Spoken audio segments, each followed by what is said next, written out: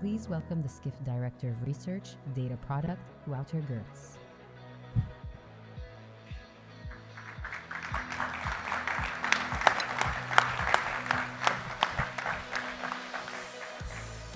Welcome. This place is massive. I need to run up onto the stage.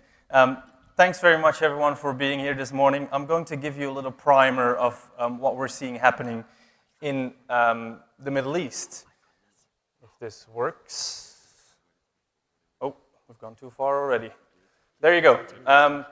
Obviously, everyone is a little bit football crazy at the moment. The whole world is watching the Middle East, not because of this event, although we think we're doing a pretty good job. Because of the World Cup. I know there's a lot of Moroccan supporters here, so good luck to you all tonight. I personally have to support Argentina because we got beaten by Argentina from the Netherlands, so sorry for all the Moroccans. I'm not going to be rooting for you. But the whole world is watching the Middle East because of the World Cup, but also because there is this feeling, I feel that we're at the cusp of something big for the region. And we can see this when you think about before the pandemic. We were always talking about how the travel industry is moving east, how the epicenter of travel is moving away from North America and from Europe and is moving towards Asia. Now, because of the pandemic and because Asia is taking a bit longer to reopen, actually that has shifted back a little bit. Not all the way back to North America, but actually to the Middle East. If you look at sort of the top 10 airline routes. In 2019, there wasn't a single one in the Middle East. In 2022, 7 out of the 10 are in the Middle East. Obviously, this is going to change as capacity comes back, but it shows you the potential that this region has. And if we're looking at how recovery is shaping up, and we at Skift Research have been looking at this painstakingly for the last couple of years, and we use data from a lot of different data partners to sort of track how the demand of travel is in different regions. And we can see that the Middle East is pretty much recovered when it comes to travel demand. Other regions as well, North America, Latin America, Europe is pretty much there, just being suppressed by Russia. Asia Pacific actually is really starting to see some really positive growth now as well. Obviously, again, suppressed by China in particular. But there is this real feeling I feel now in most parts of the world that we've gone past the pandemic, or at least the impact of the pandemic on the travel industry. And people are starting to look forward. And don't get me wrong, there's still a lot of issues. And we're still living in uncertain times. Inflation is really high at the moment. Might be cooling a little bit, I don't know. There is talk of recessions in many parts of the world. So we are still in very uncertain times. And because of very high inflation, but also because demand is returning so strongly, we are seeing really high prices as well. In the UAE, for example, prices for the first 9 months of this year were about 50% higher than they were in 2019 for hotels. I mean, that's a crazy increase. And while the UAE obviously attracts a lot of luxury travelers, which are more resilient to these types of price rises, we are seeing through our surveys that people are changing their travel behavior because of it. People are taking different flights, going to different destinations, or in some cases even canceling their trips. So it is having an impact on how people are traveling. So with all this in mind, it's really interesting to think about some of the very ambitious targets that are being set in this region for travel to grow in the next decade or so. Tourism is really seen as a way to become more sustainable and to diversify economies. The UAE doesn't just want to be a connecting hub, it's really looking to increase its number of hotel guests as well.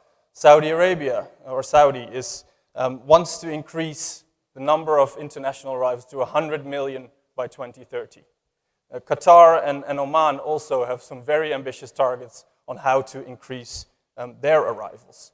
So there is a lot of amazing growth happening, a lot of amazing targets being set, but there are obviously some conditions to whether these can be achieved.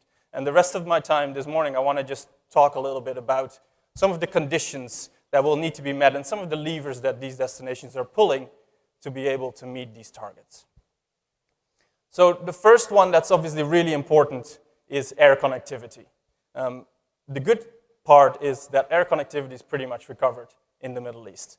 It's still about 6% below what it was in 2019. So that is very positive. At the same time, when we look at the potential for growth and the opportunity for growth in the next couple of years, we're seeing that there is massive growth that is out there and that can be captured by the region. Most of that will be captured by Saudi and the UAE, but obviously other regions as well. And what is especially interesting is that it is a lot of intra-regional travel that's driving this. So UAE's agreement with Israel, for example, the Qatar crisis that finished or was ended through the signing of an agreement with Saudi and the UAE, all of these things have really boosted air capacity in the region, and that is a very positive thing to see. And like I said, local tourism is becoming more important. When you look at Dubai, Oman, for example, has become a much more important source market for Dubai over the last couple of years, especially as China and Chinese travelers have left a gap. That's not to say that Chinese travelers won't come back, of course. And I think actually what's really interesting is that what we've seen over the last couple of years is how Middle Eastern destinations really understand the importance of especially two populations, two countries and as source markets, and that's China and India. They're so important already for the tourism economies in this region, and the potential of these two countries is massive. So countries will need to continue to focus on making it as easy as possible for people from these countries to get access to these destinations.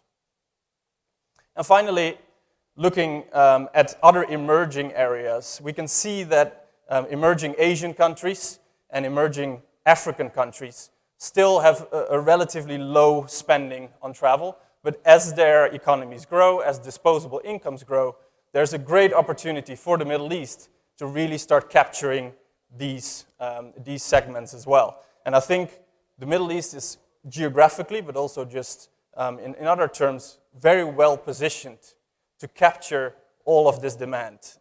It could become really a super connector for the rest of the world as these other regions are coming up as well, where historically we've always talked about travel moving west to east, north to south. We will start to see the Middle East as a hub that can connect all parts of the world in more of a hub and spoke sort of frame. Now, I already talked about large events, and these will be really important moving forward as well if we want to hit these targets. Now, it's not surprising that Qatar has seen a massive spike in bookings because of the World Cup. What's more interesting, I find, is that Dubai also saw a spike in interest, and especially when you look at hotels at the lower end of the market. So the World Cup is attracting a different kind of traveler, if you like, than what would normally be attracted to Dubai. And that is obviously really interesting. Diversification will be extremely important for these markets to be able to attract the amount of people that they want to. And we're already seeing this across different parts of the travel sector. So when we look at airline capacity, for example, the UAE has seen a pretty strong increase since the pandemic in low-cost carriers flying to the country. This will need to continue if the region and the country wants to attract these people. Of course, they still want high-value visitors, but it is very important to change and diversify the mix of travelers. We're seeing the same for accommodation. Obviously, upscale and luxury hotels are still the majority in Dubai, but when you look across the region, short-term rentals have made some massive growth. In the UAE, actually doubled over the last couple of years. And so this, again, is very important when it comes to diversifying the offering and attracting a different type of traveler, maybe someone who likes more local and experiential travel. Very important to attract all of these types of different travelers. This is also beneficial when it comes to business travel. Of course, cities like Dubai and Abu Dhabi and Doha have been very good historically at attracting business travelers, but the concept of a business traveler is changing. And so it's very important to offer them a changed set of infrastructure as well. More people are working remote. They have more flexibility, and what we're seeing is that when people go on business trips, more often they now include a weekend in that to do some leisure activities. We're also seeing that leisure travelers more often take their laptop when they go traveling so that they can extend their holidays by working a few days. All of this will have an impact on how you can attract these customers and what they want. A business traveler isn't necessarily someone anymore that wants to stay in a 5-star hotel from Monday to Friday. You need to have a diversified offering to be able to capture these guests. And I think all of this together really allows destinations like Dubai, like the UAE in general, like Saudi, to be able to move beyond some of the stereotypes that honestly are still there. Dubai is a shopping destination, Saudi is a religious destination. These types of diversification can really help the sector, the region to attract and offer different offerings. And I think that's really important, because if we only think about quantity and about actual numbers, we might lose sight of quality and of sustainability. The pandemic was really set up as a way for us to stop and think about how could travel come back better. It was so promoted about how the pandemic actually offered us an opportunity to think about sustainability and come back stronger, better, more sustainable. Again, if I'm totally honest, I think we sort of didn't really grasp that opportunity that we maybe had. The pent-up demand was so strong, and the influx of money so enticing and needed for the industry, that we probably didn't really fully grasp it. But it is important. Customers tell us, and when we do surveys, tell us they want more sustainability. Doesn't always lead to actions just yet, but it will come. And so sustainable growth is extremely important.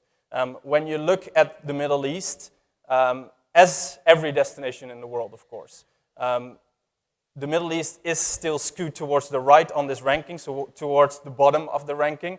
This is a Euromonitor international index, and most Middle Eastern countries are at the lower end of this ranking. So there is a lot of work to be done, but there's also a lot of positives, because there is a lot of initiatives out there. I'm not going to go through all of them because I don't have the time, but we all know about sort of Dubai having major plans to become a more walkable city, to have more green space, to work with private companies to become more sustainable.